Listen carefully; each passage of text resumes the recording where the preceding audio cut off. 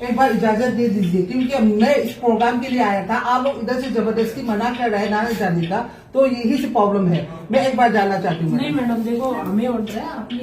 जा नहीं सकते। क्यों नहीं मैडम, हमें ऊपर से अफसरों का ऑर्डर है कि आपको यहीं रहना है। हम आपके पास ये जैसे मैसेज आएगा हम आपको मतलब हम तीनों ही जाने मना कर रहे हैं। मैं तो यही प्रोग्राम के लिए आया था, तो आप लोग इस तरह मना करेगा तो कैसे प्रोग्राम से पार्टिसिपेट नहीं मैडम, आपको यहीं रहना है, कहीं नहीं जाना, कहीं नहीं जाना। ngasi nupi lan gi thawramba sida Delhi da akhoi gi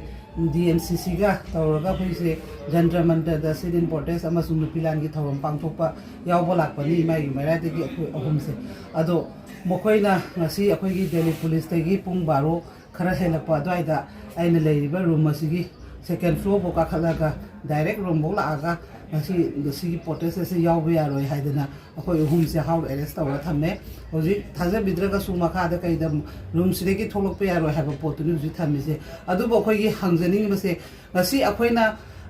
akhoi haba sina akhoi na kari akai ba tawroge kari lan ba tawge akhoi di ngasi bauta lairiba akhoi gi manipur gi oiriba phibam sigi amutang tangdulak ta na ba ichai su singi tungi future gi damakta khalaga haiza ba tawjaba ngatani aduga masi sumaina harassment piraga aibu sumaina phajal laga punjalaga mafam khudimakta thamaga akhoi gi mangkhriba kamal babu tholokadra leikhidreba jiri gi tarutugi maigi justice phangdoile hairaga di kaisu kaide tawbiu akhoi di aphaba bu tawbiraga di kem kaide leijage aigi voice namda na bahona bodo maduni hena chakholakani habase kaubiganu ngasi akhoi da tawbiri ba punama na center oigera state oigera leiriba punama na khoi su praja amani democracy right ni masida asi athing ba thangma agadi taseng na hena sumsum nusina da ba haba poto la adi si masi yamna niyom cha da bani ngasi nupi lan gi function tawriba manipur da celebrate tawba poto akhoi na stage la leiriba akhoi gi furup cha myam ga punna akhoi gi oiriba May 3 gi last year May 3 gi oiriba posida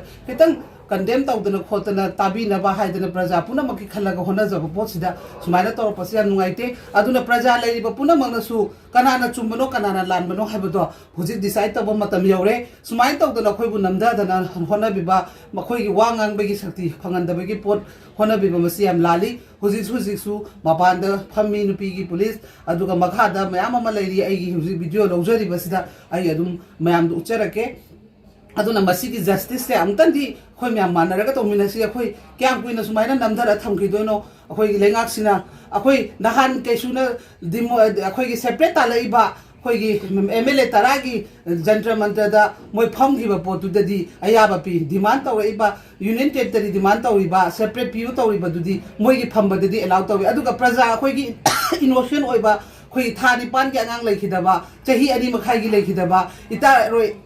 ahum leikhidaba aduregi chanupi sahi nipan gi sunata leikhidaba lawdo ubada nomai kaptharak bada Sofia leikhidaba adugumba mayama ma khoi gi jiri da chanupa amana achumbe gi damakta justice da tawbuda loi ma sopa panna sibana ba mayama ma khogre adugi mama mamang da gi su hodana la aba tha trampan sida thokiba thodok mayam sina sakini akhoi bu sum kyang kuina sumai thambi do sina te koina pambadi tasengna akhoi bu tangdu laitana lehenbiu maikai mari chatpa yada ya hanbiu relief camp da leiba se mai mafam da halanbiu haiba demand da ko changjan ba potni masi ago afaba thabak tawgi haiba pota sumaina namdharaga di hen praja ga leiriba lenga pairiba punama ka yekna bo erakani masi tawida bana phai matung ta bada su akhoi da tawraga su atopa matung ta bada tawbiganu nahan tang taragi akhoi gi international human right day gi chakada ba su tang mapanda kasunata ba